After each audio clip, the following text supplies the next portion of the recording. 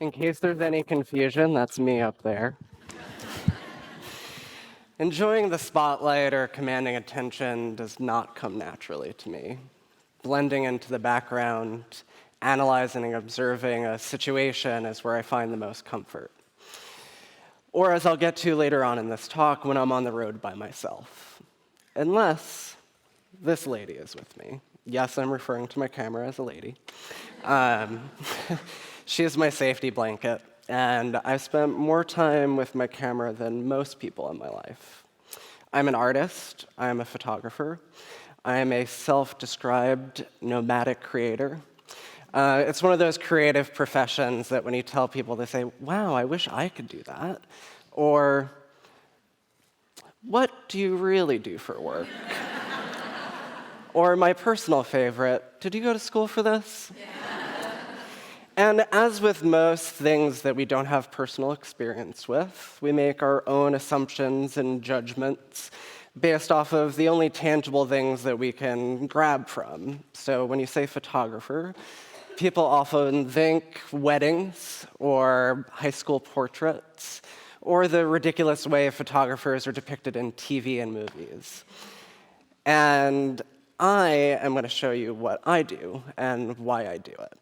Now, when people first meet me or hear about me, this is what they're interested in. Now, I could stand here and I can talk about how I've brushed shoulders with world leaders and my surreal 5 minutes that I spent with President Obama. Or I could talk about photographing Hillary Clinton a week before the election after a rally in North Carolina. Or the tremendous emotional weight for myself photographing Darren Wilson a year after the events in Ferguson, Missouri for The New Yorker, to then only a year later photograph Brian Stevenson. And he is an advocate and a lawyer based out of Mobile, Alabama, who fights for the underrepresented. And we had a conversation about race that still stays with me today. Or just what's the easiest and what most people can relate to, celebrity. So I could talk about Angelina Jolie, or I could talk about the TV icon that's Sarah Jessica Parker, or I can just talk about the numerous actors and musicians and notable people that I've interacted with over the last decade. And I love my job and I love my work, but that's not what I'm here to talk to you about. I'm going to talk about when I'm in my 2003 Buick, driving cross-country for weeks at a time, and how that's when I'm feeling the most fulfilled. But first, I need to give a little backstory on me and why I do what I do. So think of it like an abridged episode of This American Life, just not that long. So, I am a white, cis, queer man from a working-class family in New York. And with all things being relative, I didn't grow up with the utmost privilege, and it wasn't uniquely terrible either. My parents, however, were too involved with their own demons for me to ever truly feel seen or heard. And it wasn't necessarily their fault. It was merely just a casualty of their reality. Depression, addiction, anger, resentment, it overwhelmed both of them. When I was 7, my mother was diagnosed with cancer. It was the first of a decade-long battle that she ended up surviving from. It was also the same time that she showed me how to make her a screwdriver. When I was 10, I knew that I was queer, or that I at least liked boys. And by 13, my mother outed me.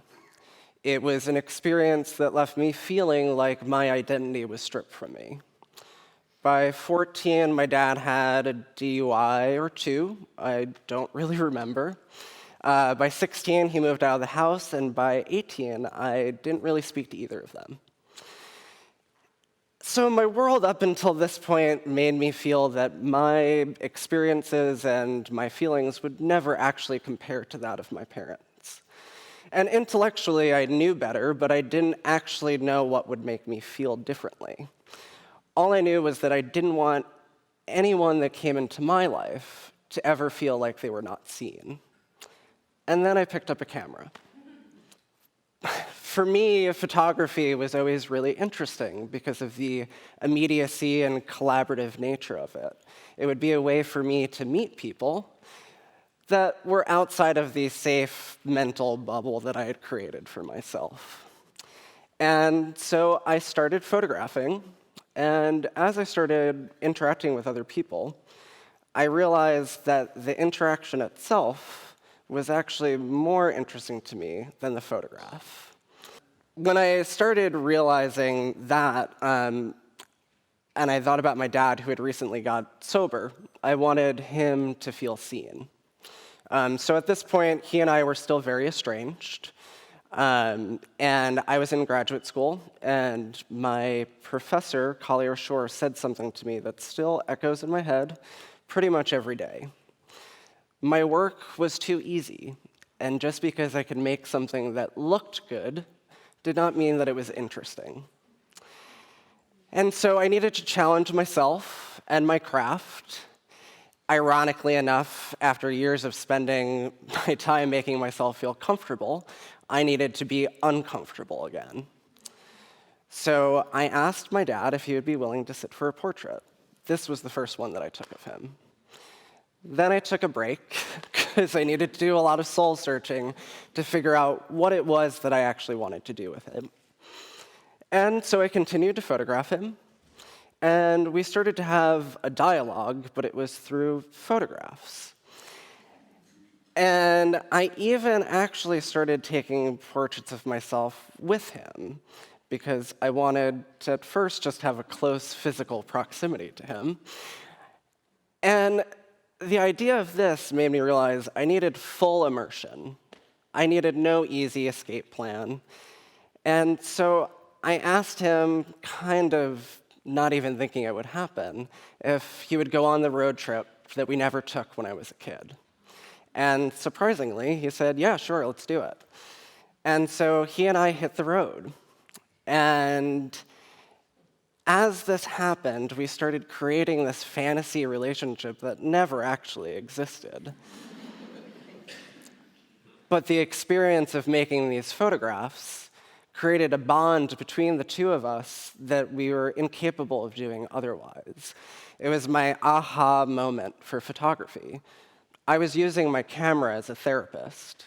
It became this third party that allowed the two of us to communicate with each other even when we weren't actually talking. We finally actually saw each other.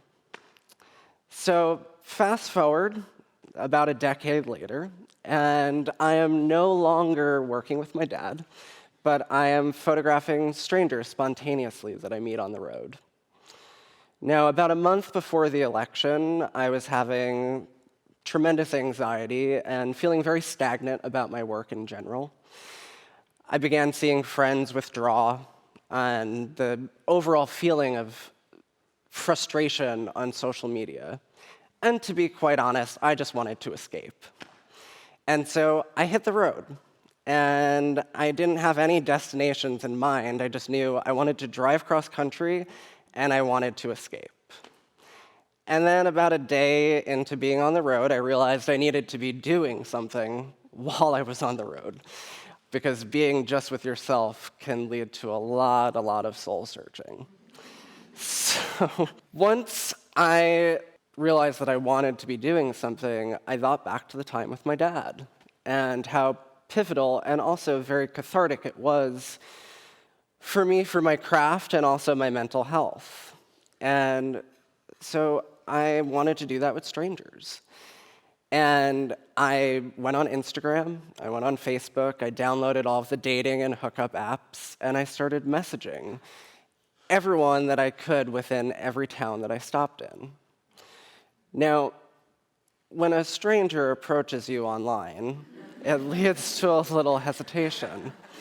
And I say stranger, and I just want to let you know, I'm utilizing a community that has already been comfortable for me, and that's of gay and queer identifying men.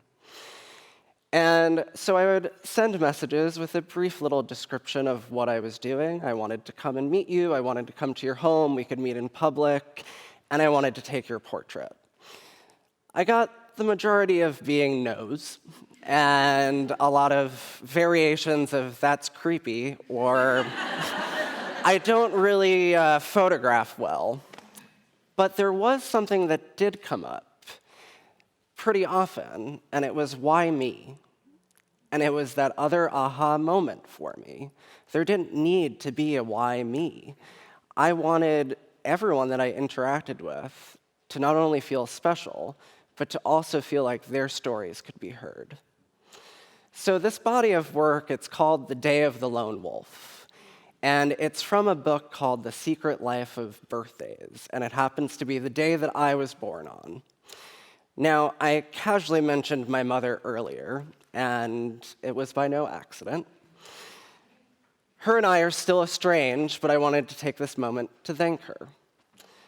When I was younger, she read to me from the secret language of birthdays, and she used the personality traits that were depicted for the Day of the Lone Wolf, both to criticize and also occasionally praise me, such as emotionally sensitive and impulsive and contradictory. Now, in my mid-30s, I've reclaimed my identity as a queer man, and I've also reclaimed the Day of the Lone Wolf, and I'm creating in honor of it. So since that first road trip, I've gone cross-country 2 more times, and the only thing that you actually know about these photographs is the common denominator is me. Now, everyone has a story. You've been listening to mine. And so, while you may not know the particulars of their struggles or of their achievements or even of their privilege, there is one thing that you do know. They allowed themselves to be vulnerable with a stranger, and that's what I've done with you today. Thank you.